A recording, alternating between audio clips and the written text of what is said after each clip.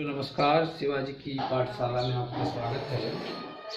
बच्चों आज मैं आपको जो है परिमेय संख्याओं का योगफल जो है संख्या रेखा के माध्यम से सिखाने जा रहा हूं। किस प्रकार से हम संख्या रेखा के माध्यम से परिमेय संख्याओं का योगफल निकाल सकते हैं।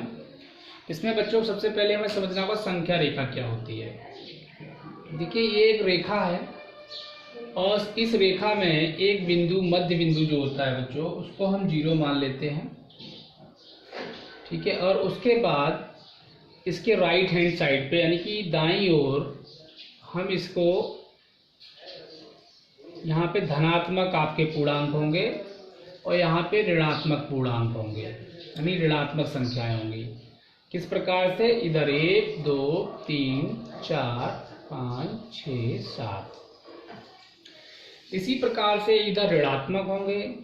देख रहे हैं आप किस प्रकार से ये घट रहे हैं। इसका मतलब क्या, यदि हम बाएं से दाएं की ओर जाएं तो इसका मतलब संख्याएं क्या हो रही हैं, बढ़ रही हैं, यानी ये आपका बढ़ता क्रम है। यानी कि ऋण जो 5 है यानी -5 इज स्मॉलर देन -4, यानी -5 क्या है बच्चों, ये छोटा है -4 से, -4 -3 से छोटा है। यानी कि इधर हम जैसे जैसे बढ़ते जाएंगे संख्याएं हमारी बड़ी होती जाएंगी। अब देखिए एक सवाल हम करके आपको दिखाते हैं किस प्रकार से किया जाएगा।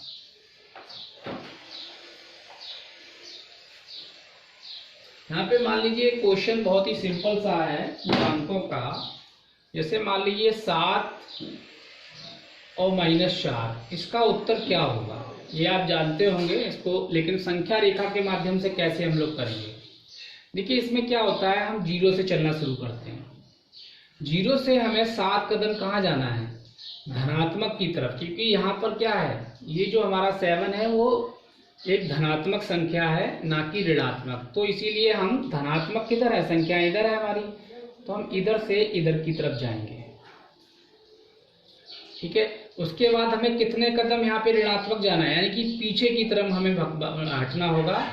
यानी कि हम यहाँ से पहले 7 कदम आगे गए, हमने 0 पे खड़े थे, 0 को नहीं गिनते हम, 0 के आगे से गिनते हैं 1 2 3 4 5 6 7। फिर उसके बाद हम 4 कदम पीछे हटेंगे, क्योंकि यहाँ पे ऋणात्मक है, ऋणात्मक मतलब पीछे हटना। तो फिर हम क्या आएंगे, पीछे की तरफ आएंगे। तो यहाँ पर जहाँ खड़े हैं उसको नहीं गिनना है, अब गिनना आपको यहाँ से 1 2 3 4। तो आप कहाँ आएंगे, यहाँ पे आएंगे, यहाँ से यहाँ पे आ जाएंगे और यही आपका उत्तर होगा बच्चों। देखिए यहाँ उत्तर आपका 3 हुआ कि नहीं हुआ।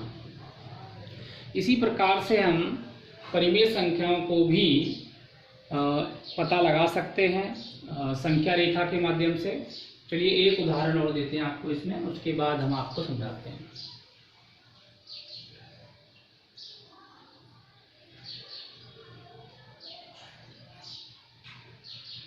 जैसे मान लीजिए एक क्वेश्चन और दे रहा हूं मैं आपको। यहाँ पे मान लीजिए -3 है और -2 है, तो क्या होगा उत्तर। तो इसमें देखिए यहाँ पे ऋणात्मक है, तो 0 से हम किधर जाएंगे, 0 से हम इधर ही जाएंगे ऋणात्मक की तरफ। 1 2 3, ठीक, घटेंगे और उसके बाद 2 कदम और घटेंगे, कहाँ जाएंगे, इधर की तरफ जाएंगे। तो उत्तर क्या होगा बच्चों, यही होगा -5। समझ में आया आपको। तो इस तरीके से हम संख्या रेखा के माध्यम से भी योग निकाल सकते हैं, योगफल निकाल सकते हैं दो पूर्णांकों का। और परिमेय संख्याओं का कैसे निकालते हैं इसको हम जरा देखते हैं।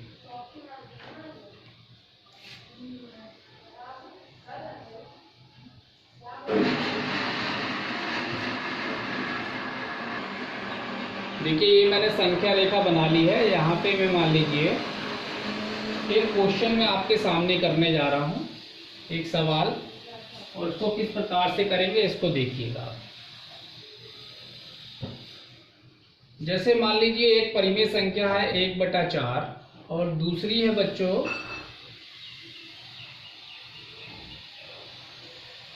ऋण 5/6, ठीक है। ये एक उदाहरण मैंने आपके सामने प्रस्तुत किया है, ठीक है। अब इनको दोनों को मुझे योगफल करना है संख्या रेखा के माध्यम से। तो ये कैसे लिखेंगे, 1/4 प्लस -5/6, और इसको यदि हम लिखेंगे तो ये कैसे लिखा जाएगा, 1/4 -5/6। अब देखिए यहाँ पर सबसे पहले हमें यदि दो परिमेय संख्याओं का योगफल निकालना है तो हमारे हर जो है वो समान होने चाहिए। अब यहाँ पे हर हमारे समान नहीं है तो हम इसको समान कर लेंगे। 4 और 6 का लासा क्या होता है, 4 और 6 का यदि लासा निकालेंगे आप तो क्या होगा, यानी 12 निकलेगा। ठीक है, लासा आप निकालिएगा 12 निकलेगा। तो यहाँ पे 12 यानी 1/4 है, तो इसको कितने से गुणा करना पड़ेगा हमें, ऊपर नीचे, 3 से ऊपर और 3 से नीचे, तो कितना हो जाएगा 3/12। इसी प्रकार से हम इसको कैसे करेंगे, यहाँ पे जो ऋण का 5/6 है इसको भी हम कितने से करेंगे, नीचे 2 से और ऊपर भी 2 से। तो कितना आएगा बच्चों, ये आ जाएगा ऋण 10/12। तो देखिए दोनों के हर बराबर हो गए। अब हम इसको संख्या रेखा के माध्यम से आराम से निकाल सकते हैं। देखिए कैसे निकालेंगे। अब हमारे पास दो ऐसी परिमेय संख्याएं आ गई, एक ये और एक ये। इन दोनों का हमें क्या करना है, संख्या रेखा के माध्यम से योगफल ज्ञात करना है। तो देखिए यदि हम इन दोनों को मिला के इन दोनों का करें तो कैसे लिखा जाएगा, ये यहाँ पे 3/12, तो ये हो जाएगा ऋण 10/12। ठीक है, अब इसमें करना क्या है, यहाँ पे जो हमारा 3/12 है तो 1/12 जो है हमारा कहाँ है, विस्थापन होगा। यानी एक बिंदु से दूसरी बिंदु तक 1/12 का विस्थापन होगा संख्या रेखा में। कैसे होगा देखिए, मैंने ये संख्या रेखा बनाई है। ठीक, यहाँ पे 0 लिया क्योंकि यहाँ पर 3 जो है हमारा, यही हमारा धनात्मक है और ये -10 ऋणात्मक है, तो ये 0 है। तो अब देखिए यहाँ पे टोटल में 12 भाग लूंगा। ठीक है, 12, लेकिन 12 की मुझे ज़रूरत नहीं है, मुझे कितने की ज़रूरत है, सिर्फ 3 की। तो मैं 1 2 3 4 5 6 7 ऐसे बहुत सारे मैं खींच सकता हूँ, लेकिन मेरे को कितनी ज़रूरत है, ये हो जाएगा 1/12 बच्चों, ये 2/12, ये 3/12, 4/12, 5/12 और ऐसे ऐसे मैं लिखता चला जाऊंगा। ठीक है, लेकिन मुझे 3/12 तक चाहिए। अब यहाँ पे ऋण कितना है, -10, तो यहाँ पे कितना लूँगा, 1 2 3 4 5 6 7 8 9 मैंने ले लिया। ये हो जाएगा ऋण 1/12, ये हो जाएगा ऋण 2/12, ये हो जाएगा ऋण 3/12, ये हो जाएगा 4/12 ऋण, ये 5/12 बच्चों, ये ऋण 6/12, ये ऋण 7/12, ये ऋण 8/12। देखिए यहाँ पर आप देख रहे हैं, तो ये मैंने संख्या रेखा बना दी। अब यहाँ पे देखिए मुझे कितने कदम जाना है आगे, 3 कदम जाना है मात्र। तो मैं 0 से कितने जाऊँगा, 1 2 3, 3/12 पे जाऊँगा। मैं यहाँ आ गया। उसके बाद मुझे कितने कदम जाना है, -10 जाना है। तो मैं -10 यहीं से गिनूंगा। यहाँ पर मैं पहुँच गया हूँ, यहाँ पर मैं मान लिए खड़ा हुआ हूँ। इससे मुझे -10 यानी कि 10 कदम पीछे जाना है। तो 1 2 3 4 5 6 7 8 9 10 कहाँ तक जाना है मुझे, यानी कि अब मैं यहाँ से कितने कदम आऊँगा, 10 कदम। ठीक है, यहाँ से मैं गया 1 2 3 कदम आगे की तरफ और -10 पीछे की तरफ बढ़ा मैं। तो 1 2 3 4 5 6 7 8 9 10। तो उत्तर क्या होगा मेरा, ये होगा उत्तर, क्या होगा -7/10।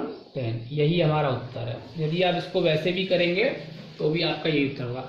तो संख्या रेखा के माध्यम से हम इस प्रकार से निकाल सकते हैं। बहुत ही ईजी है इसको निकालना। ठीक है बच्चों, और आगे भी मैं आपको समझाऊंगा कुछ और, लेकिन अभी फ़िलहाल आज के लिए इतना बहुत है। थैंक यू वेरी मच बच्चों फॉर वॉचिंग दिस वीडियो।